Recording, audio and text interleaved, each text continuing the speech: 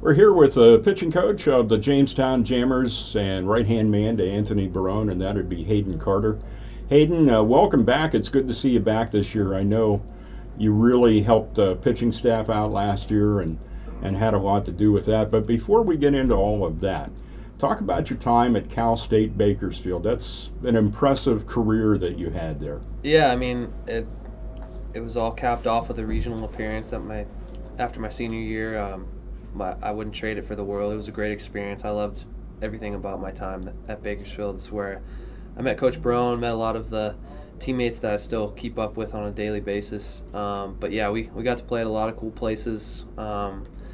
It's a long list of places that we got to travel to. A lot of places that I wouldn't have traveled to without baseball. But yeah, the town was great. They supported us a lot over the course of my 4 years. And yeah, I couldn't say it enough that I loved my time at Bakersfield.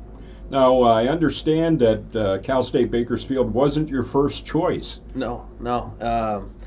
Didn't really get recruited a lot out of high school. I think there were like a handful of D1 teams that looked at me but didn't really show serious interest. I was set to go to a junior college from where I was from, and then a couple weeks before classes started, Bakersfield called me up. I didn't even know there was a program there, let alone a D1 program. So it was exciting to get recruited heavily by a Division I program, and I made the decision about 2 days before classes started at the junior college I was set to attend. So it was one of the better decisions I've made in my life, and yeah, the rest is history, I guess. Yeah, well, you certainly helped to put them on the map during your 4 years there. Yeah, it was. I mean, I don't like to brag, but it was fun just to get the school's first Division I NCAA tournament win.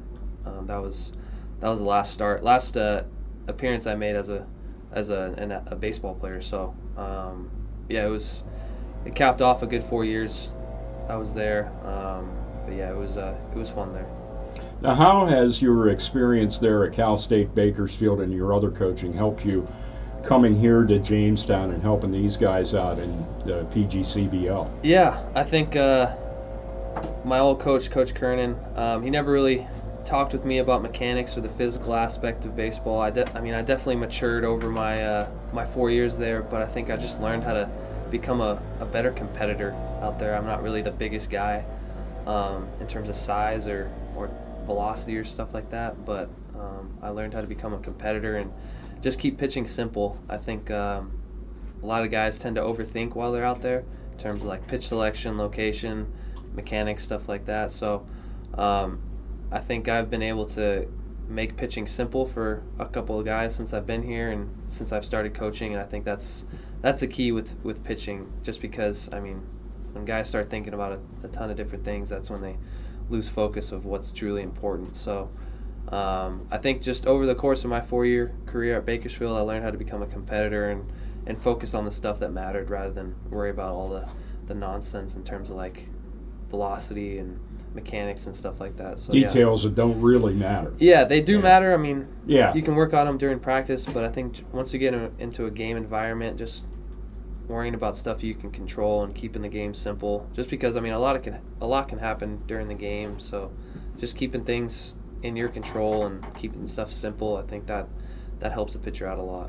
I think earlier you had referred to it as pitching dumb, and that's actually a great phrase. Yeah, it simplifies that even. Yeah, I think I first used it last year with Steve Simmons, just because he was going through some stuff earlier in the year, and I think I just told him to pitch dumb. Just, he's a smart guy. He went to a D3 that's pretty solid academic institution. So he's a very intelligent man, but sometimes that doesn't translate onto the field. Sometimes the smarter guys don't really have that much success on the field.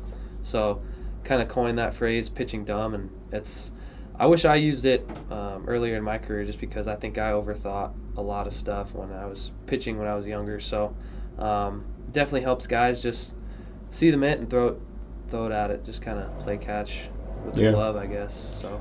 One other thing that I wanted to bring up, something because of being on the road with you guys, I was able to see this, and you would call your pitchers up after a game and talk to them, which I thought was good. It's fresh in their mind, and maybe they had a bad game, and maybe you can reassure them that maybe it wasn't as bad as what they thought it was. Yeah, I think I like to talk with guys whether they have a good outing or a bad outing, just because I talk with them a lot. I want to keep guys getting better. I don't want guys to plateau or get content with their outings, think they're good enough. I always want them to try and get better. So if there's anything that we can key on, whether it's pitch selection, an approach, a mindset, that I notice throughout their outing, I think that's important to talk about after the game while it's still fresh, like you said. I don't want to give them too much information just because it might overwhelm them. It might just, you don't want to, I mean, it's about the kicking a dead horse many times. I think you never want to give guys too much information just because they tend to overthink things. And, Sure. They don't really retain all of it. So as long as I can just keep guys getting better, that's the main goal of those talks. All right. As we all know, TMI is not liked by anybody. So that's that. Especially in pitching. All right, Hayden Carter, thanks for the time. Yeah, thanks for having me.